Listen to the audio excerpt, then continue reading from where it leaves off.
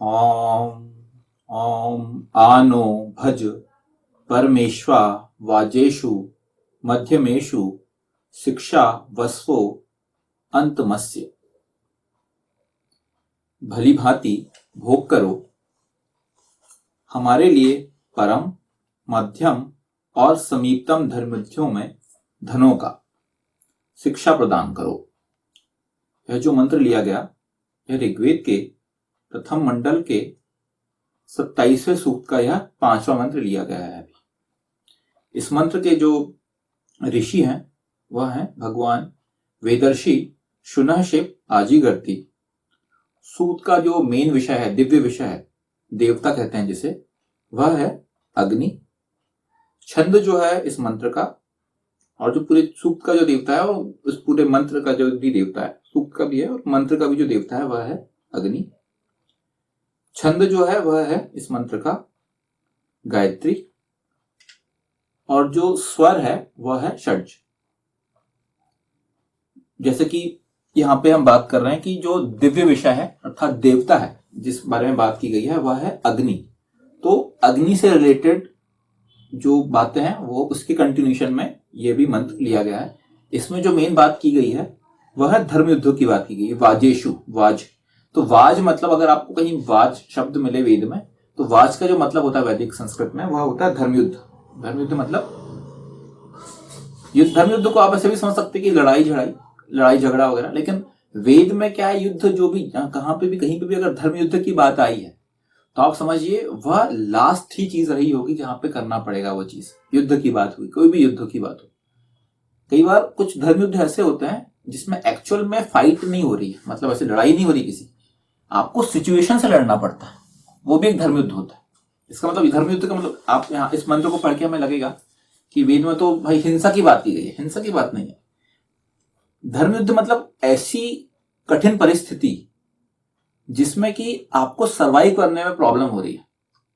जैसे कि त्रेता युग में रावण जो था, रावण के कारण जितने भी ऋषि मुनि थे उन लोगों को सरवाइव करने में प्रॉब्लम, अपने धर्म की पे सर्वाइवल पे दिक्कत आने लगे। जैसे भगवान कृष्ण ने जो अपनी परिभाषा दी है यदा यदा हि धर्मस्य वाली, उसमें भी यही बात है कि जब भी धर्म की ग्लानि हो, मतलब कहीं पे भी धर्म को सरवाइव करने में प्रॉब्लम होने लगे और उस पे आपको अगर अपने को एक्शन लेना पड़े, वो धर्मयुद्ध होता है।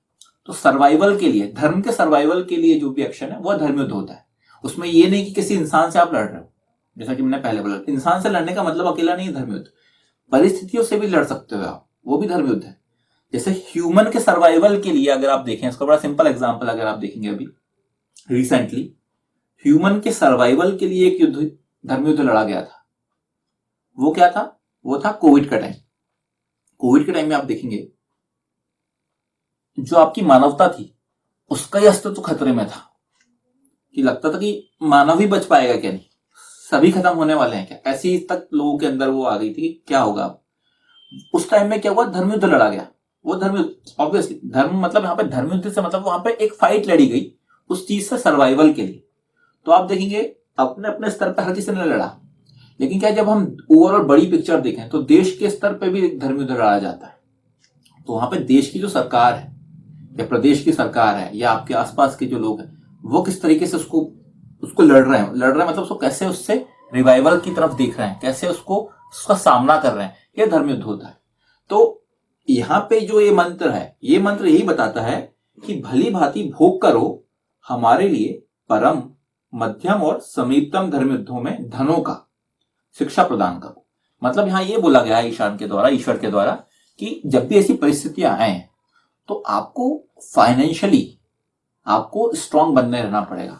क्योंकि देखिए अगर हम खुद ही गरीब हैं, ठीक है, तो अगर कोई परिस्थिति ऐसी जनरेट हो गई, ऐसी परिस्थिति पैदा हो गई जिसमें कि अपने को प्रॉब्लम हो रही है, तो फिर तो अगर अपने पास पैसा ही नहीं है तो हम सर्वाइव ही नहीं कर पाएंगे।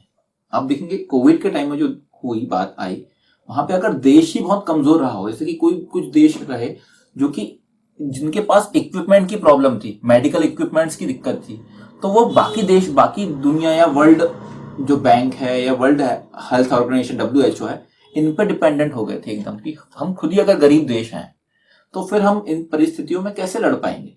तो ईशान ने ये बोला है कि अपने आप को आपको इतना स्ट्रांग बनाना है फाइनेंशियली, ताकि कभी भी धर्म युद्ध हो तो आपको कभी भी परेशानियों की आप मतलब फाइनेंशियली रूप से आप उसमें दिक्कत की सामना आपको ना करना पड़े। इसलिए आप देखेंगे कभी भी युद्ध की जो बात आती है, युद्ध में क्या होता है, युद्ध के टाइम में पैसों की बहुत ज्यादा आवश्यकता पड़ती है। जैसे इंडिया ने भी, भारत ने भी बहुत सारे युद्ध लड़ा है, और युद्धों में आप देखेंगे कि बहुत स्थिति ऐसी कि अपने जो हमारे जो द्वितीय प्रधानमंत्री थे, दूसरे प्रधानमंत्री थे लाल बहादुर शास्त्री, तो उस टाइम उनके जब वो थे, उस टाइम में जब धर्म युद्ध लड़ा गया था, तो उसमें क्या हुआ था, उस टाइम में देश में उन्होंने जब जय जवान जय किसान का नारा दिया था, उन्होंने बोला था कि एक टाइम कम खाना खाएं हम, क्योंकि हमें अपना वो जो पूरा पैसा है उसको डिप्लॉय करना है हमारी आर्मी के पास, हमारी सुरक्षा जो हमारा तंत्र है उसमें डिप्लॉय करना है, ताकि वो लोग लड़े और लड़के हमें जीत दिलाएं। ये होता है, परेशानी आती है उस टाइम में। धर्म युद्धों में क्या होती है, पैसों की, अन्नों की, वाद जो होता है, वाद जो धर्म युद्ध है, वादेशु का मतलब होता है ऐसा धर्म युद्ध जो अन्नों के लिए भी लड़ा जाए, इसका ये भी मतलब होता है। तो धर्म युद्ध में ओवरऑल परेशानियां आती हैं, लेकिन उन परेशानियों में आपको अपने आप को पहले से ही तैयार होकर रहना पड़ेगा। आप ये नहीं कर सकते कि कल को जब हमारे ऊपर परिस्थितियां खराब होंगी तब हम सोचेंगे इसमें, ऐसा नहीं कर सकते आप। वेद आपको यही सब ये जो वेद मंत्र है, ये वेद मंत्र क्या होता है, आपको भविष्य के लिए भी तैयार करते हैं। यहाँ पे यही बोला जा रहा है कि 3 टाइप के धर्मयुद्धों की बात की गई, परम, मध्यम और समीपतम। परम मतलब जो बिगेस्ट जो बहुत बड़ा धर्मयुद्ध है, मध्यम मतलब मिडिल, और एक समीपतम मतलब छोटा धर्मयुद्ध लड़ा जा रहा है। 3 टाइप के तीनों धर्मयुद्धों में भली भांति भोग करो हमारे धर्मयुद्धों में धनों का।